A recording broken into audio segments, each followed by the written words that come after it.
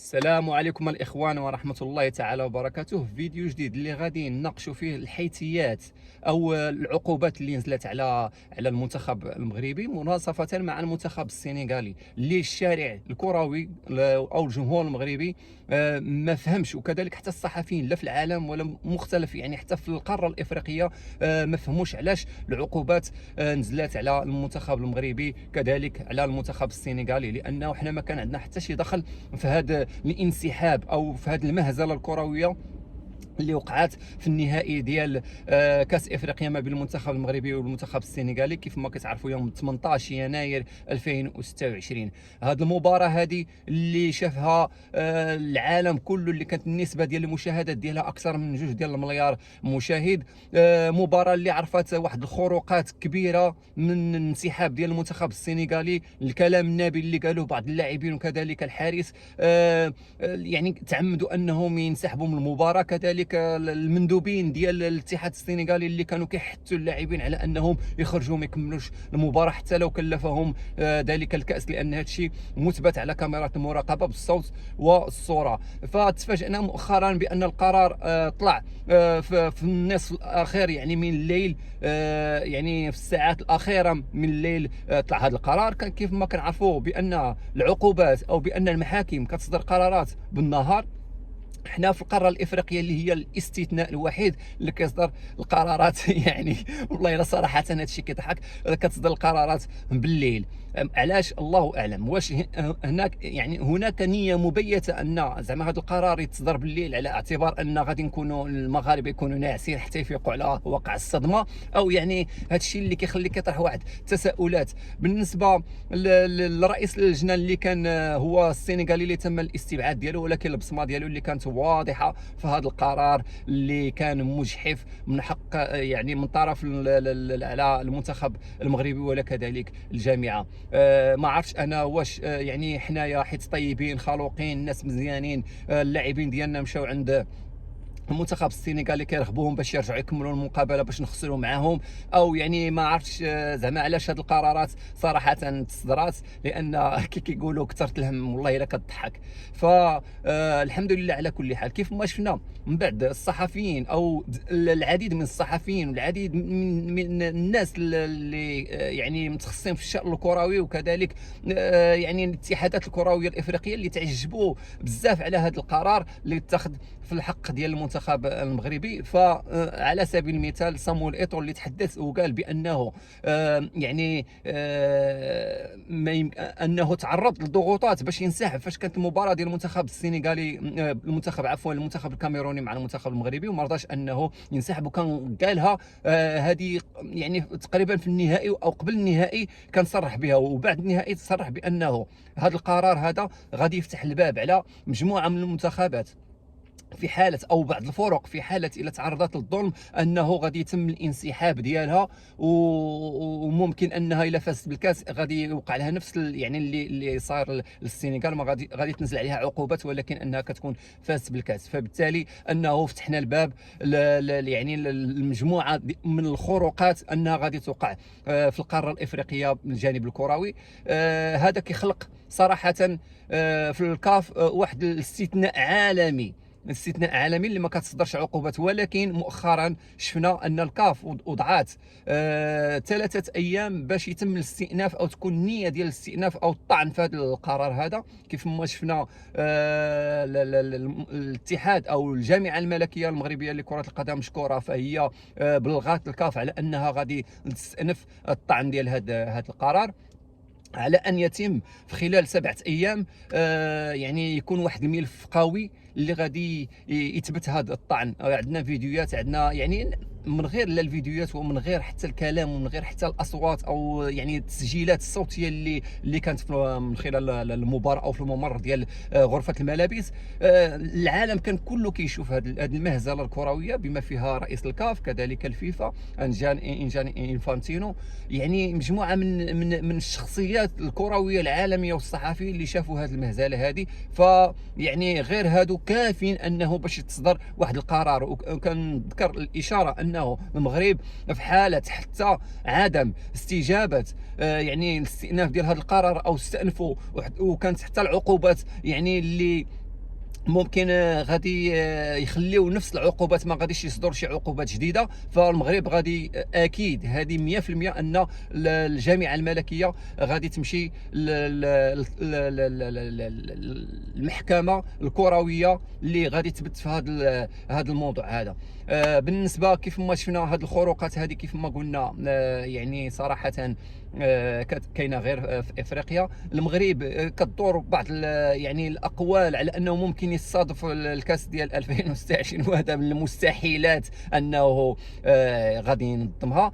الحمد لله العالم كله المغرب عنده واحد السمعه، واخا حنا ما هزيناش الكاس ولكن هزينا القاره الافريقيه. نكون كيتحدث على القاره الافريقيه عفوا، انها يعني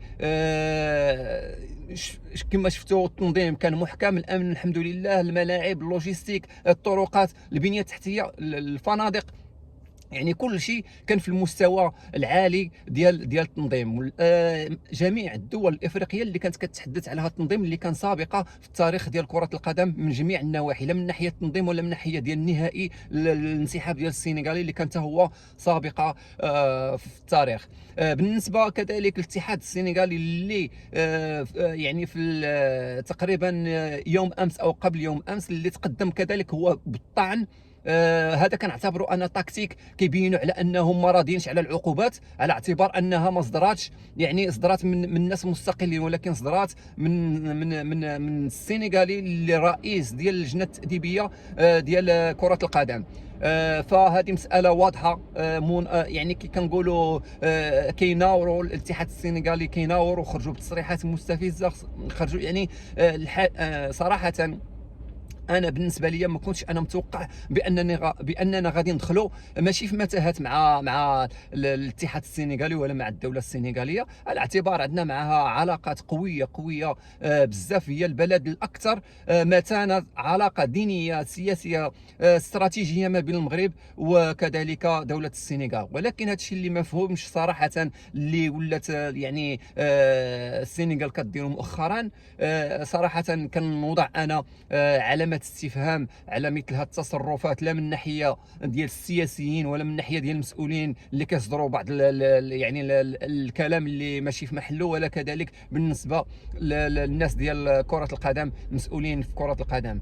فكنتمنى ان شاء الله في الايام القليله المقبله غادي نشوفوا واحد يعني على الاقل يتم انصاف المنتخب المغربي ولا الجامعه الملكيه المغربيه لكره القدم، لان عطات الشيء الكثير من يعني من الطاقات ديالها للكره الافريقيه. المقابل ما كنلقاوش حنا هذاك التبادل ديال، ما نقولش الحب ديال الاتحادات الافريقيه، ولكن يعني على الاقل يتم انصاف المنتخب المغربي والجامعه في هذه العقوبات هذه، لانه لا يعقل انك تستضيف مجموعه من المنتخبات دائما كيلعبوا عندك في ارض البلد، يعني كدير يعني ما يمكن يعني انك كديروا الكره الافريقيه، ولكن في المقابل ما كتلقاش واحد الرد يعني ايجابي. في المقابل كيف ما كتعرفوا بان ان شاء الله الجامعه الملكيه لكره القدم،